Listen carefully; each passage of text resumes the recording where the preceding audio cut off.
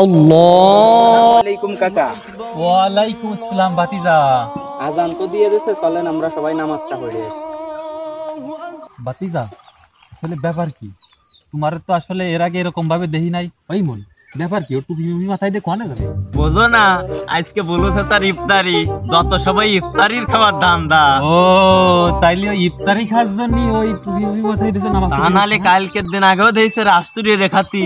আজকে ওর এত পরিবর্তন কি জন্য? সব ওই ইফতারি খাদ্য। তাই তো কই, ওর বাপরাও দেখি নাই কোনো সময় নামাজ কালাম পড়তি, হঠাৎ ওর পরিবর্তন। এই জন্যই তো কই যে টুপি মাথায় দিয়ে নামাজ পড়ার কথা কষ্ট আমাকে আসলে কিছুর জন্য। তাহলে ঘটনা কি এই নাই? বুঝতেছ না, ওই জন্যই।